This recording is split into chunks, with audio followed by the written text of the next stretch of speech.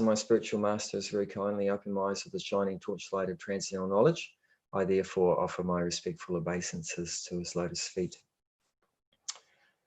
So this verse, 1866, Sarva Dharman Prachaja Mam Mekam Sharanam Vaja Aham Tvam Sarva Papabhyo. And the translation Prabhupada gives is abandon all varieties of religion and just surrender unto me.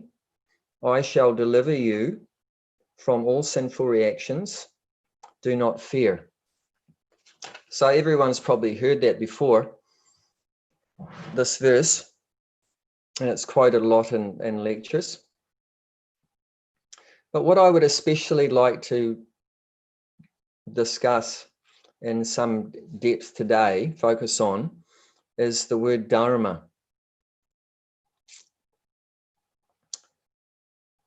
And how Prabhupada translates the word dharma into religion.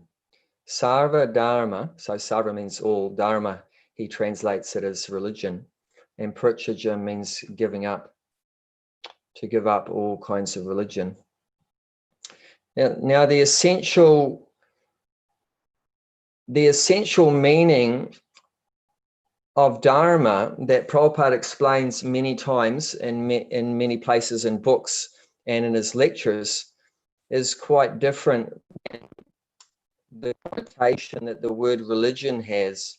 And Prabhupada explains the connotation usually that religion has as a kind of faith, a belief. And then he'll say, like, Christian religion, Hindu religion, Muslim religion, and how that a kind of faith that changes.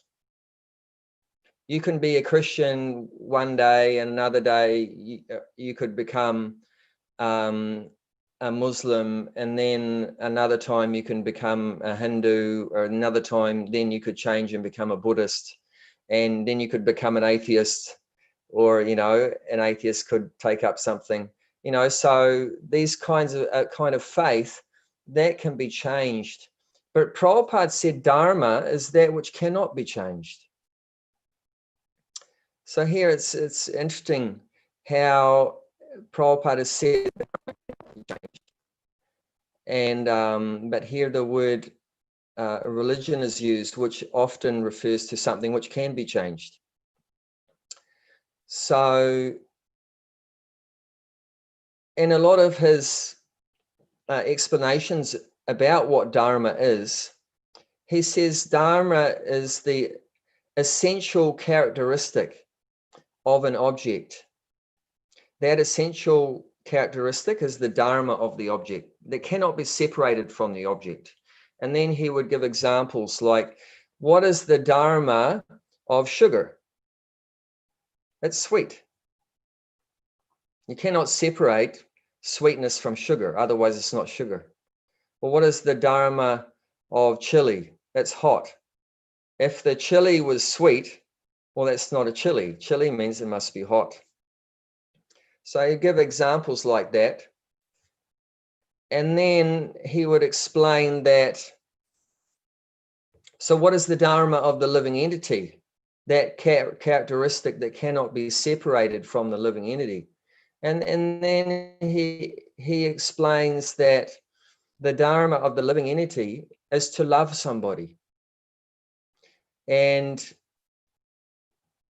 naturally, if you're loving someone, means you're serving them. So really, dharma means service. That's the dharma of the living entity. The dharma, or the natural essential characteristic of the living entity, is service, is to love. And that cannot be separated from the living entity at any time.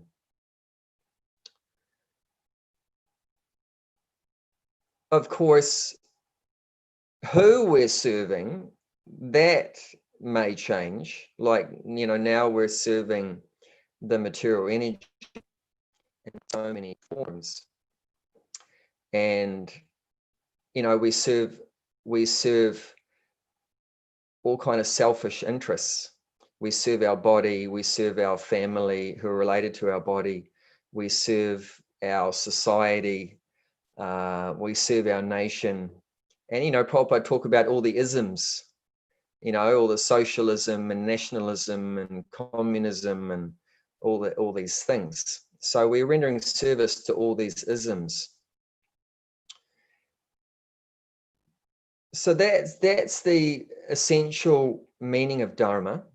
But also Dharma, see, Sanskrit is such an amazing language and it has so much depth. Every word has loaded with so much meaning.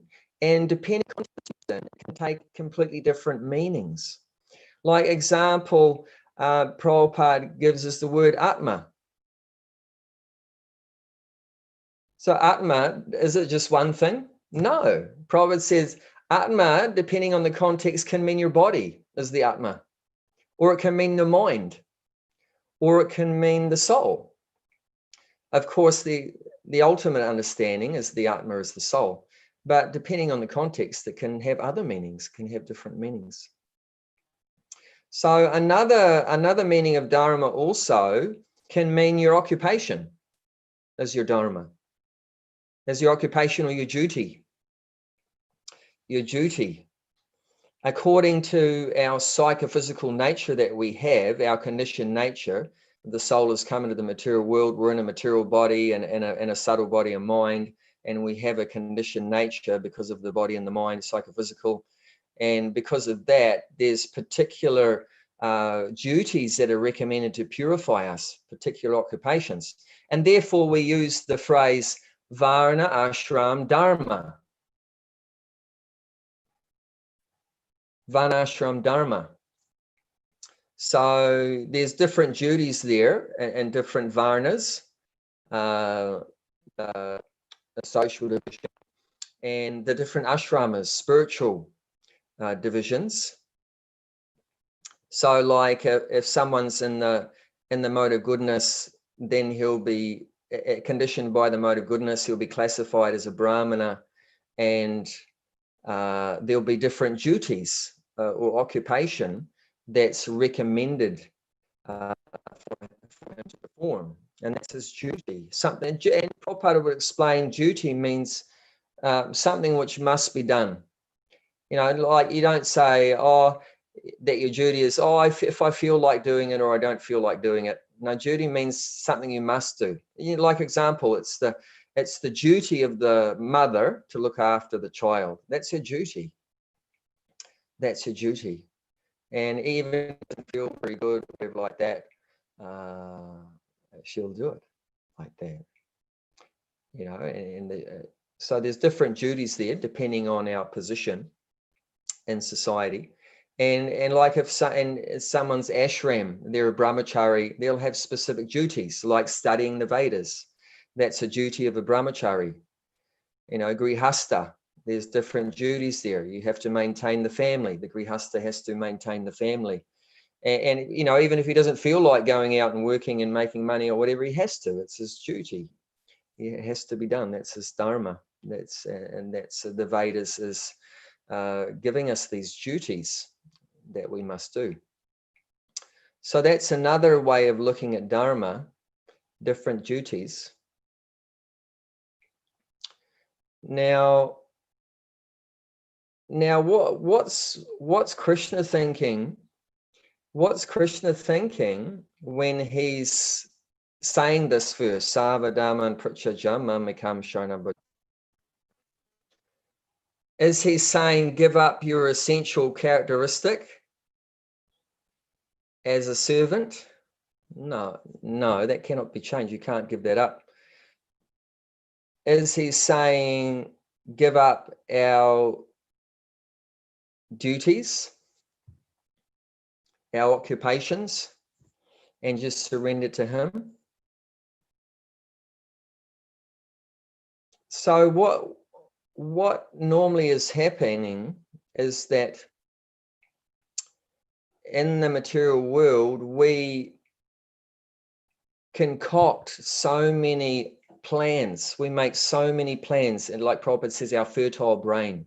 We have a very fertile brain, and we concoct so many plans according to all our material desires. So according to our material desires, we make so many plans. And that reminds me of one of, I feel, is Mahavishnu Goswami's, one of his favorites of verses, because I would hear him use this verse quite often. And it's from the 4th canto. It's one of the part of the song sung by Lord Shiva, which was recited by the Prachetas, by the 10 Prachetas. So that verse says, Pramatam uchayarati kritya chintaya pravrita loba visayesu lalasam tvam apramata sahasa vipadyase ksholili hano here ivakum antaka. So that's saying that the living entity is madly making so many plans for enjoyment, because of intense greed for material enjoyment. We make so many plans.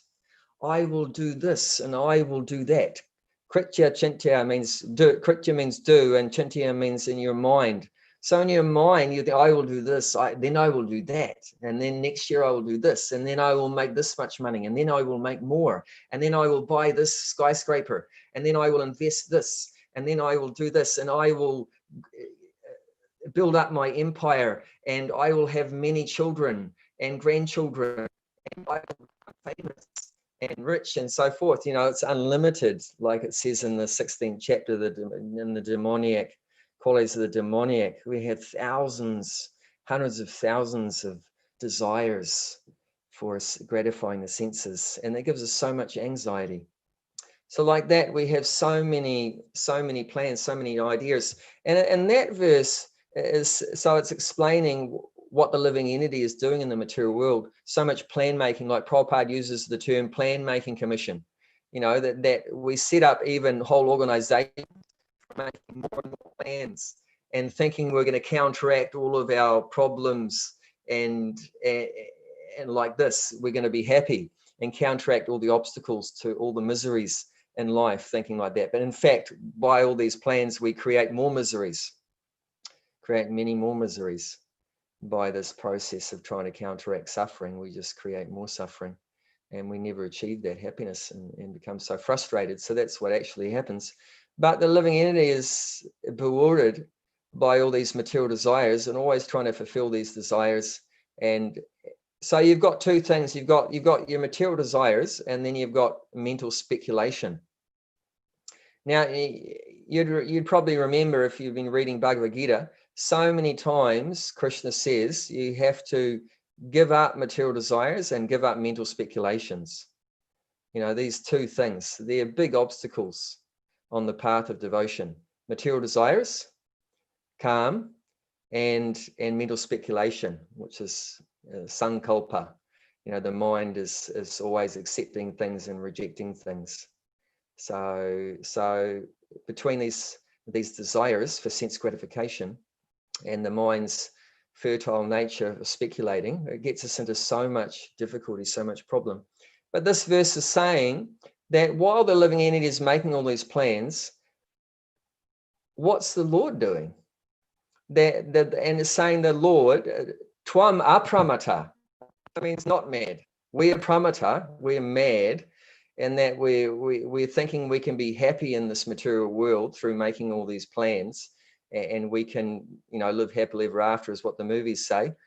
We're completely crazy to think we can be. It's like, if someone thinks they can find water in the desert, how would you categorize that person?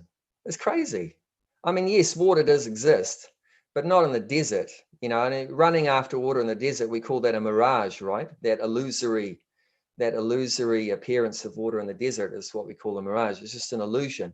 Water does exist, as Prabhupada points out, but not in the desert. So, trying to find happiness in the material world, in a miserable material body packed up with adhyatmic, adhibautic, adhidaivic misery, trying to be happy is completely crazy. that reminds me, talking about misery of the body, you might notice some marks on my face. That's because I got a kiss from a white-tailed spider. So there's a spider. For 7 years, I never got bitten over there by any snakes or spiders, but I came back to New Zealand, and one of the Australian spiders came over as well, and bit me, and you know, and the poison spread through the face and everything like that. And it's looking better now. It was a lot worse before, and but you can't escape. You can't escape. You might think, oh, I'll leave Australia and get away from all these poisonous things, but no, the misery comes with you. So it's mad to think we can be happy in this material world, and the Lord, he's not mad. He's not like Prabhupada said. Krishna doesn't come to this material world to enjoy. He doesn't come to this material world to enjoy. Why does he come to the material world? He doesn't come to the material world to enjoy. He comes to the material world out of his causeless mercy, out of his love for us, to try to help us get out of this miserable situation and come back home, back to Godhead, to the real.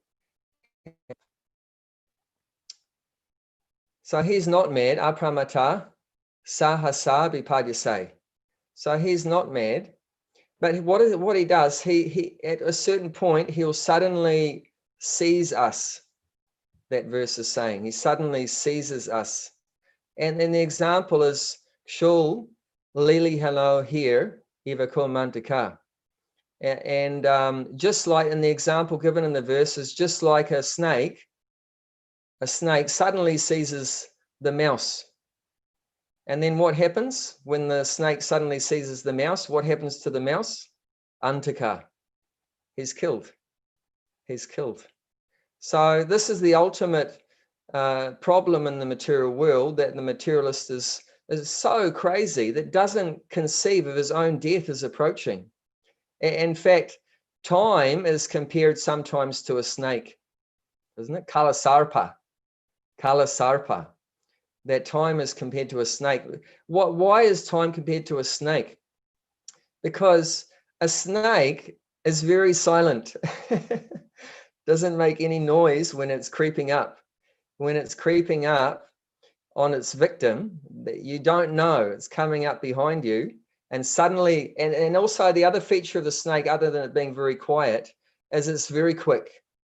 When it strikes, it's very fast, and then of course full of venom, and it kills you. We know that's what happened to Parikshit Maharaj, right? That suddenly the snake came and suddenly bit him, and all the people were ready. All the people were there. They knew the snake was coming, right? And they were there to try to stop the snake from biting, because obviously they loved Parikshit. They didn't want him to get bitten by a snake, but that snake was so fast that nobody could stop it, and it bit Parikshit Maharaj, and we know it burst into flames, and it was so much venom there that burst into flames, and then he died. Of course, that was all Krishna's arrangement. That was all Krishna's arrangement, and it was good for Parikshit Maharaj, and good for everyone else, because we got to hear Srimad Bhagavatam. But that point, that death suddenly happens and is unavoidable, and but the living entity never conceives of that, and acts like he's never going to die, and always trying to, without considering the Lord or his temporary position in the material world. So this is a very unfortunate situation, and the Lord sees us engrossed in so many of these self-created, these concocted duties. That who's given us these duties? I mean, of course, there are duties given by the Lord, but no, the living entity picks out what he wants to do, he or she wants to do. You know, I want to make become rich. And that reminds me, actually, Prabhupada had a plan. Prabhupada had a plan to spread Krishna consciousness all over the world. And because he got that idea from his spiritual master when Bhaktisiddhanta Saraswati first met him, when in 1922, then he was dragged along by a friend. And then Bhaktisiddhanta Saraswati said, "You're an intelligent young man. You should go and preach the message of Chaitanya Mahaprabhu in the English language, and this will do good for you and do good for everyone." So Prabhupada got that idea there. But then he had a plan afterwards. He had a plan. First of all, he would become rich, and he would spread Krishna consciousness as a rich man. But then Prabhupada said, Krishna had another plan. Krishna wanted me to spread Krishna consciousness as a poor man. And he said, I went to America with $7. So, Krishna took away, or Prabhupada said, I had a very successful business, but Krishna took away everything. And he also, the family life got spoiled and everything too. And he had to leave the family and leave the business and everything like that. So, we have so many plans, but often our plans don't match up with Krishna's plans. And that's part of what surrender means. Surrender has 6 aspects. One is humility. Another one is accepting everything favorable to Krishna consciousness. Third one, reject everything unfavorable to Krishna consciousness. Having faith that Krishna will protect us. Accepting Krishna as our maintainer. And the 6th one, dovetailing all our desires with Krishna's. Dovetailing all our desires with Krishna's. Like the tail of the bird, like the dove, can fan out or it can line up. So like that, we're all splayed out. Like, isn't it, that verse, right? Here, Ekaha Kurunandana, Bahu Shaka Hyanantascha Buddhayo Vyavasayanam. That the materialistic person, Bahu Shaka Hyananta, Ananta, unlimited desires we have. Whereas the devotee is Vyavasayatmaka Buddha, Ekaha is one, Eka, just one desire. And that one desire is to please the spiritual master. That desire, that's to please the spiritual master. And the materialist has so many material desires, and this creates so many problems for ourselves, but also for Krishna also. Did you know that? Did you know that our material desires creates problems for Krishna also? One time Prabhupada was saying that the rich man prays to God, "Oh God, please protect all my wealth." And God's the order supplier, right? So what's that verse, right? Upadrasta Anumanta cha. Anumanta, he has to give permission. For anything to happen, he has to give permission. He's witnessing us, Upadrasta, and Anumanta, he's giving permission. But then the thief is also praying to the Lord. "Oh Lord, please help me to steal all the rich man's property." So that Prabhupada said this puts Krishna in a very difficult situation. He's got totally contradictory desires to be fulfilled, to protect the rich man from the thief, and to help the thief to take plunder all the rich man's wealth. So this makes a very complicated situation for the Lord to deal with. So we actually create so much problems, not only for ourselves, of course, entangling ourselves in the material world, life after life. And as a result of our karma, our fruitive activities, we get so much sinful reactions and pious reactions also. And sometimes we go up and sometimes down, bhutva praliyate, again and again, created and annihilated, and we never get out, because of these unlimited desires. And Krishna gives us a material body to fulfill our material desires. Oh, you want this? Okay, have the body of a bird. Oh, you want this? Have the body of a hog. Oh, you want this? Have the body of an Indian, or a body of a Kiwi, like that, a man, a woman. Like Prabhupada said, you know, the Muslim dies with hatred of Hindus. And what does he become in his next life? A Hindu. And the Hindu dies hating Muslim. What does he become in his next life? He becomes Muslim. So it goes both ways. Whatever you know, raga, dvesa, vimukta, raga, whatever you're attached to, that you'll become. And also dvesa, whatever you're averse to or hate, whatever you hate or have aversion for, that means you're also thinking about it. Because, you know, even actually hatred can be so absorbing, even more than what you like. As you can be you can be absorbed in what you like, but you can also be absorbed in what you really don't like.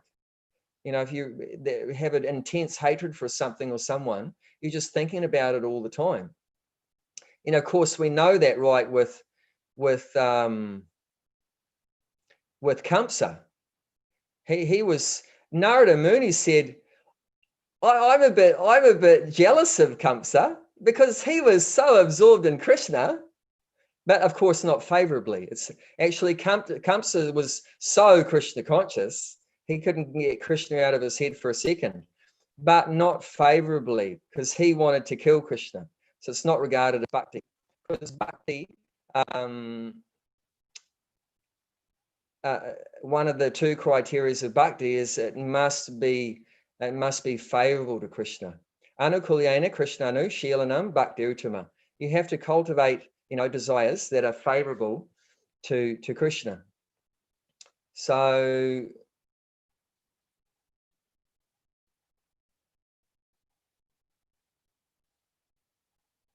I'm just thinking about my train of thought, where I came from. And I got so excited about that I trying to remember where I came from.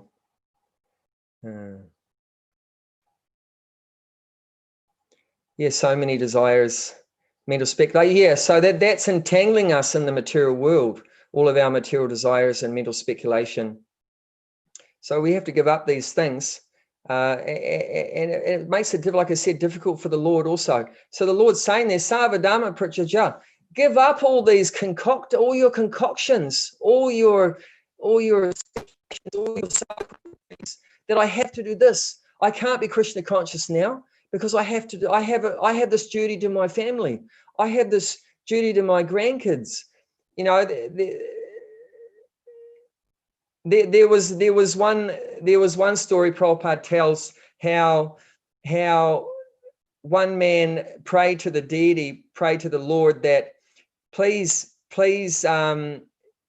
get me this wealth, and if you do that, then I'll devote my life to you, I'll serve you, I'll completely surrender and devote my life to you.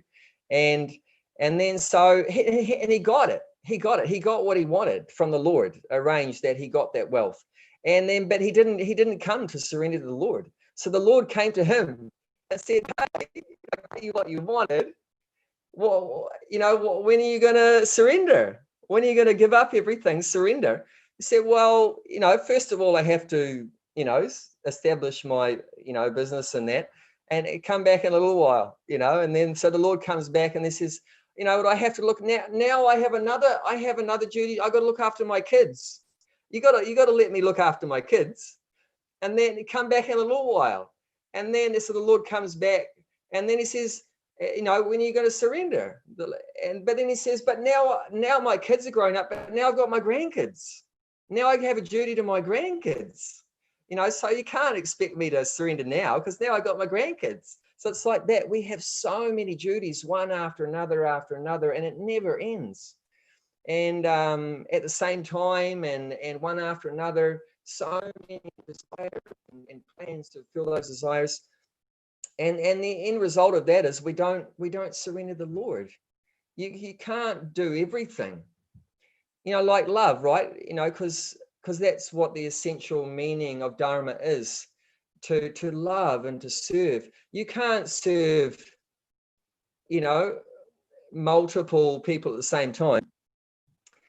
Actually, my Guru Maharaj, I was serving my Guru Maharaj in America, and my duty, my prime dharma, you could say, was to serve him. I was his personal servant. This was special. I think it was Krishna Janmashtami or Prabhupada Vyasa Puja or something. We were in Los Angeles temple, big temple, and they were serving a big feast. And like Ambarish mentioned, I love serving prasadam and everything. So I started to serve prasadam to the guests. But what did that mean? That I wasn't serving my guru. And he told me after that, he said, everyone's servant is nobody's servant. Do you get that? Everyone's servant is nobody's servant. You have to focus, Vyavasayatmaka buddhi. So, because of these so many desires, so many plans, and that's very sad for us. Very sad situation for us. So out of Krishna's love for us, said that Prabhupada said Krishna loves us more than we love him. Then he tells us, give up all your concocted duties. This is not your real occupation. Your real occupation, your real duty, as Krishna's saying, and it comes out in the Bhagavatam, Savai pum samparodamo yato bhaktir adhoksajaya hoitikiya pradhyataya atmasuprasidati.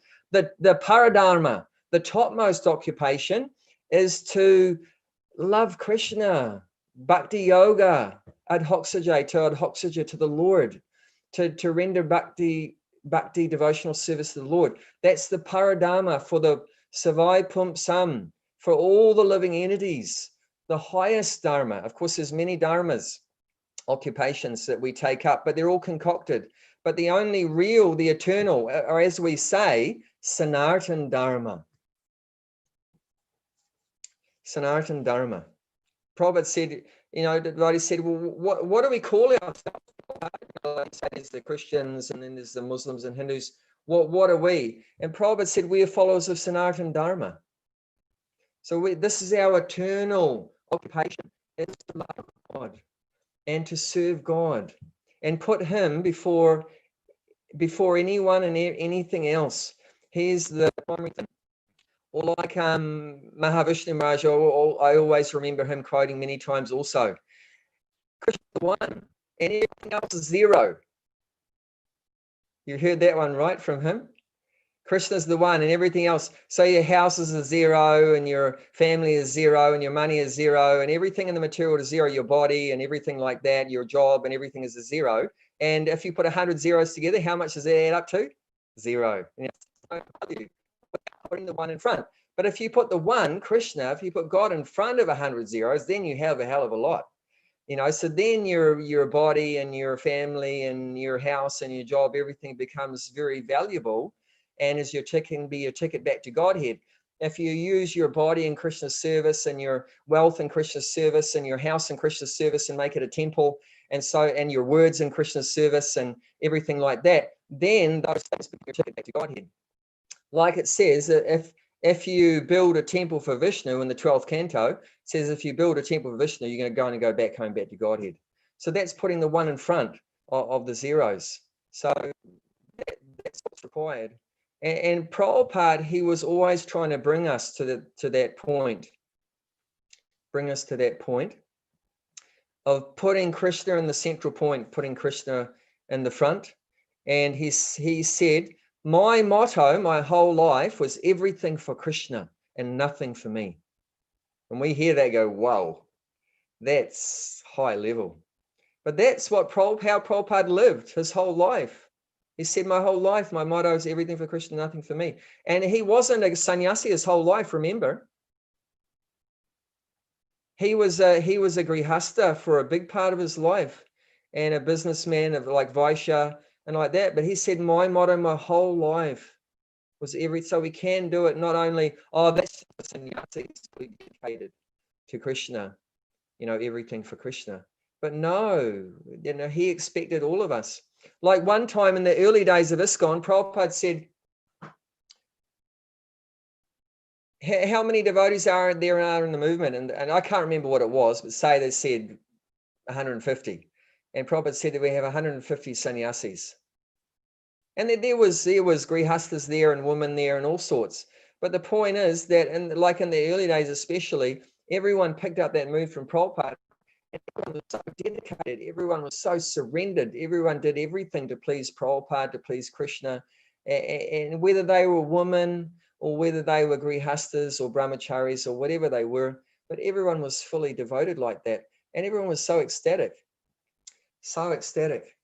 I remember one time I was serving my spiritual master. He had a magazine on the table in the ashram. I opened it up, the magazine, and instantly I opened up and saw the picture on that page. I started crying. I don't ordinarily cry. But why did I cry? Is because it was devotees doing Harinam. They were doing Harinam, and they were so ecstatic. They were so blissful. And there was Tamal Krishna Maharaj there, and Yamuna was there, and a lot of those, and Vishnujan was there. And you could just see the bliss in their eyes and their mouth and their faces. Like Prabhupada said, the face is an index for the mind. So their mind was so enlivened. Evam prasana manaso Bhagavad Bhakti Yogata.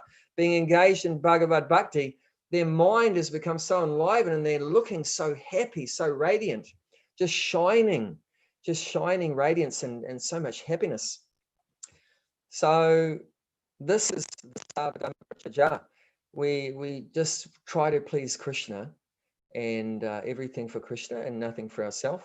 And of course, the emblem example given, Chaitanya Mahaprabhu said the topmost devotees. What's an example of who's doing that? It's very nice, Krishna saying, abandon all these other duties, but who's doing it? So the emblem example of who's doing it is, as Chaitanya Mahaprabhu said, the gopis. So I'd just like to finish just citing one verse from the Chaitanya Charitamrita in the chapter of the confidential appearance of the Lord, which is one of my favorite verses, very inspiring Bengali verses in explaining the glories of the gopis. It says, Lokadama Vedadama Deha Dharma Kama Lajadarya Deha Sukha Atma Sukha Mama Dustaja Arya Pataniji Parijan Swajane Karyayata Tadana Batsan Sava Chaga Kari Kare Krishna Rabajan Krishna Sukha Hetu. Saying there, this is explaining the nature of the gopis. That Loka Dharma, so we're getting the word Dharma again. And Loka Dharma means all the social customs. And Loka Dharma, Veda Dharma, that means all the Vedic rules, Vedic duties. You have social duties, and then you have the Vedic duties. Loka Dharma, Veda Dharma, Deha Dharma. Then you have duties to your deha, your body, isn't it? You have to go toilet, and you have food in the mouth, and you have to sleep. And we have so many duties, isn't it, to keep the body going. So deha, dharma, karma, and then fruitive activities. We always thinking, what's in it for me? We want to get some result out of our activities like that. And laja, this is big for a woman. Laja means bashfulness or shyness. Laja, Darya means patience. So that's a very good quality, patience. Laja Darya, Deha Sukha. That means happiness for the body. Everyone wants the happiness for the body, right? Deha Sukha, nice. And then Atma Sukha, oh my God. Atma Sukha Mama. Atma Sukha means happiness for yourself. Everyone wants to put their self first, right? Before anyone else. I got to make myself happy. Atma Sukha Marma. Dustaja Aryapata Nija Parijan. So Dustaja means very difficult to give up. What's that? Aryapata. Another name for Varnashram Dharma is the path of the Aryans, right? Aryans, Aryapata. So Dustaja means very difficult to give it up. But guess who gave it up? All the Varnashram duties and prescriptions and that. And Nija Parijans, Swajane karayata tadanapat san. And then swajana means your own family. Their own family, they even risked getting tadanapat san, beating and scolding from their own family, from their fathers and husbands and sons and so forth, family members, mothers and so forth.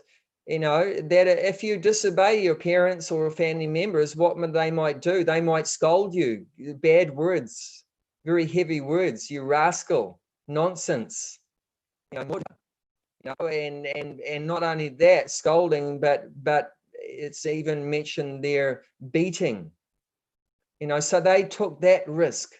Why?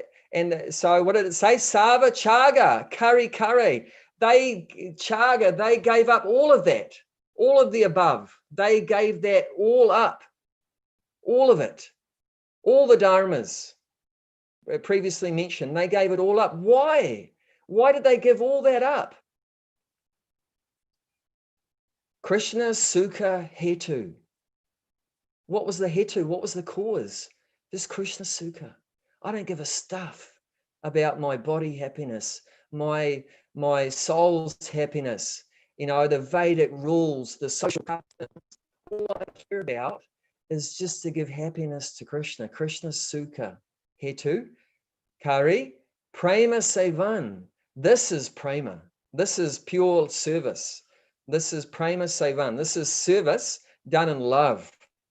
This is real love. This is the definition of real love. Sacrifice everything else except for the person that you love. You know, like that famous one, right? That Lord Narayan, Krishna's saying that I have a headache. You go and tell all the different devotees that I have a headache, and the only thing that'll fix it is the dust from the feet of my devotees. So they went to all the devotees in Dwarka, and they said, forget it. We're not going to give you the dust. We're going to go to hell if we give the dust. And I went to the devotees in Mathura, and they said, forget it. We're not going to give you any dust. You think we can put our moochie foot dust on Bhagavan's pure head? You know, pavitramidam mutamam. You know, he's so pure. How can we put our dirty stuff there? Forget it. And then they went to the gopis in Vrindavan, and oh, whoa, Krishna has a headache. Oh, no, that's terrible. What can we do? Krishna said, the only solution. And what did they say? How much do you want? How much? Take as much as you want.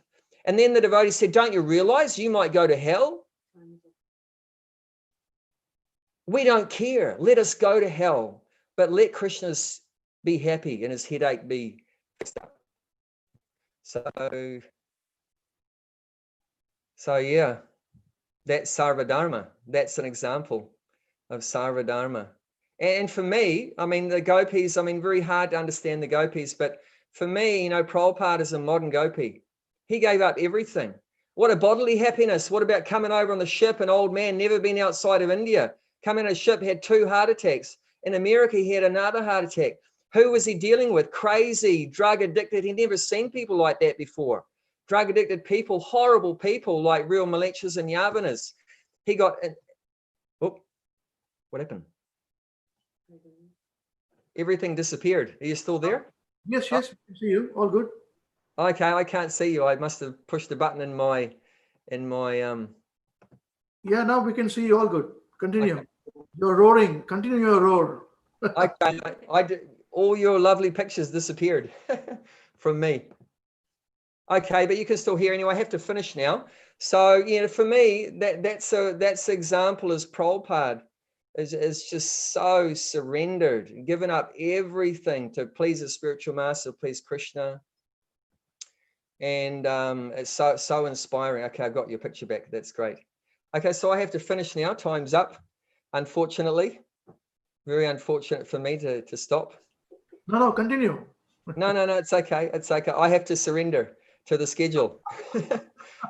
and to my wife also, who's poking me in the back, saying you have to stop now. So I have to surrender. So you can continue your point.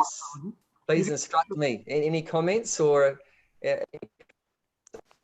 questions, Ambarish Prabhu or other devotees there? Any questions, please say. Thank you very much, Abhay Charan Prabhu. That was ecstatic. class, very nice realization. We have a mix of devotees who are new and old. I'm the youngest, the newest. It was very nice. It was very good. And you were just roaring before your things blanked up on your side, and that sort of distracted you. So we were enjoying the roar. You can continue your roaring for some more time if you want to about Prabhupada. That'll increase our faith on Srila Prabhupada. Yeah. Please, if you want to finish your point, please continue. No problem. No, I think, yeah. I mean, yeah, it's just so much to say about Prabhupada, the level of his surrender. And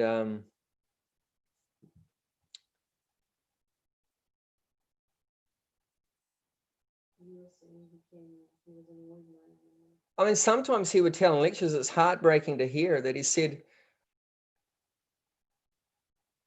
like he said, my spiritual master came to me in a dream many times. He said, like at least 3 times, came to him in a dream and ordered him to take sannyas. And he said, for me, that was a horrible idea. That was a horrible idea. He was a family man. He had family and children and everything. It's what Krishna wants.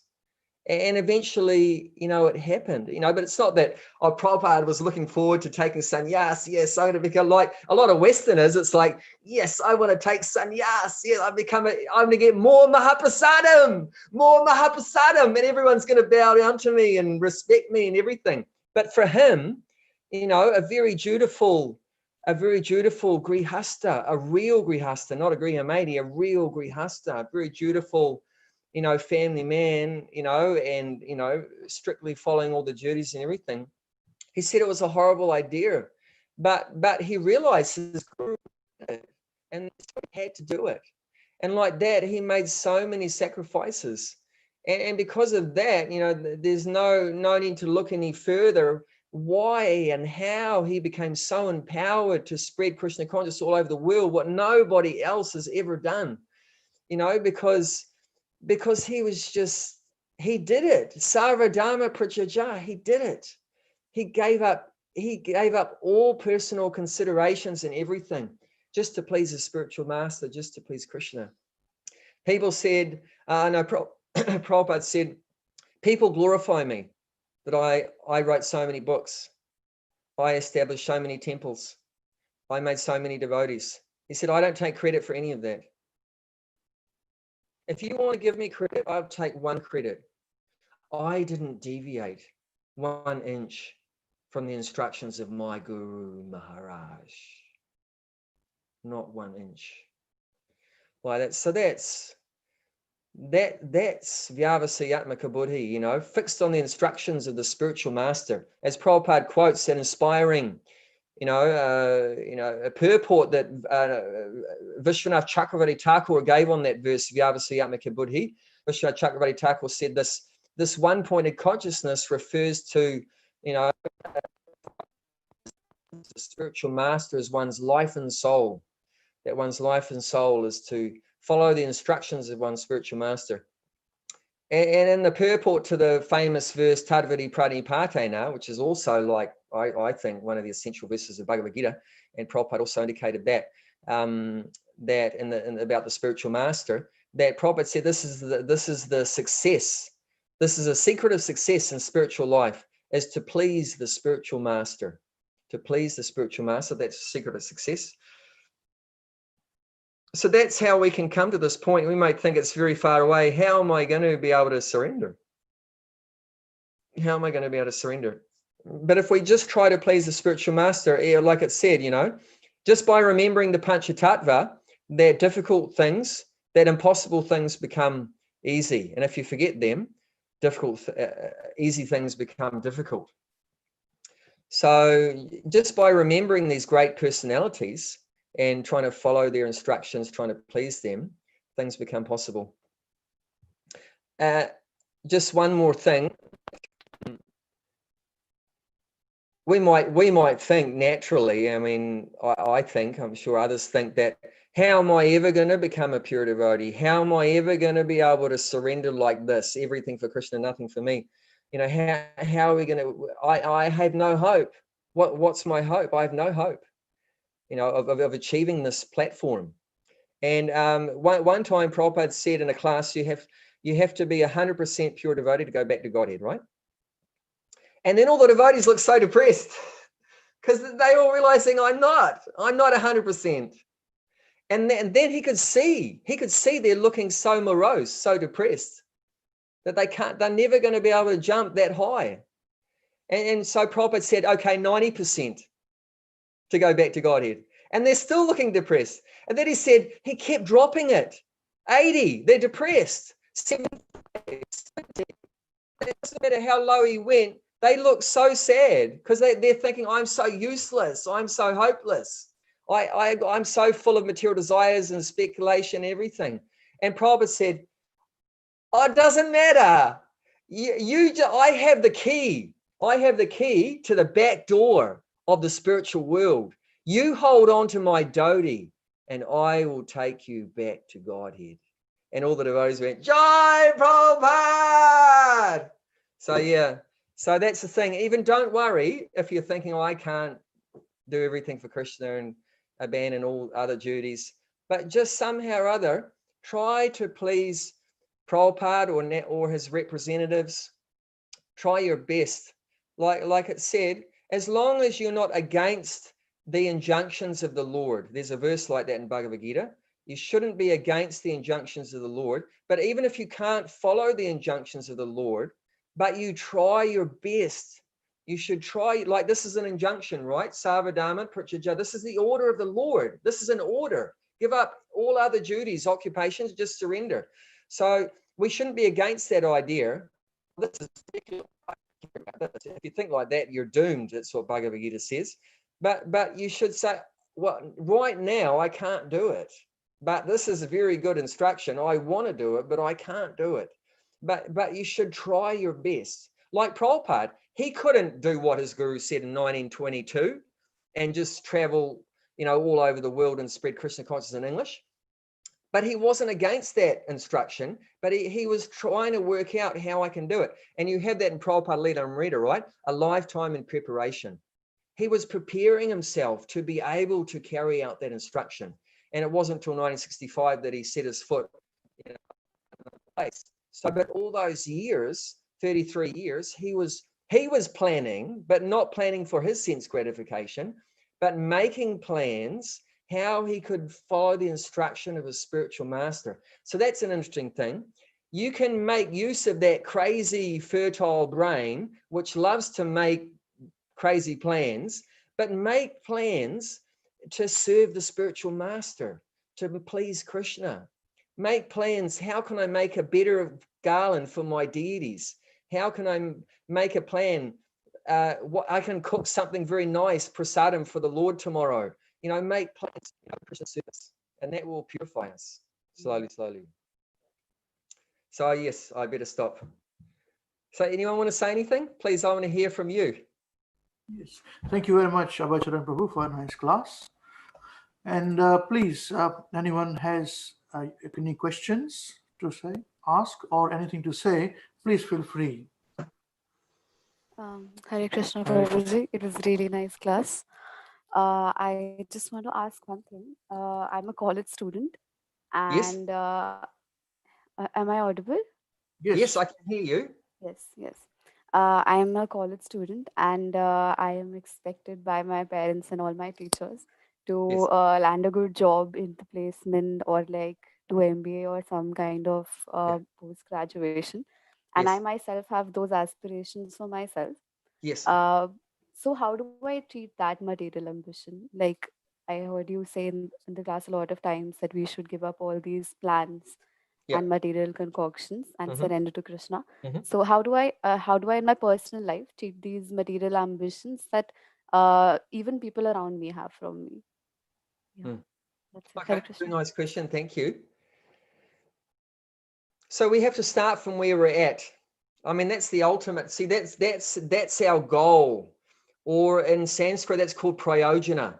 Prayojana means that's the goal. So that's our goal, to have that prema seva, that pure praying love for Krishna and just do everything for Krishna's happiness. But practically speaking, honestly, we're not there right now. We had, like you said, we have desires, we have plans to achieve so many things like that.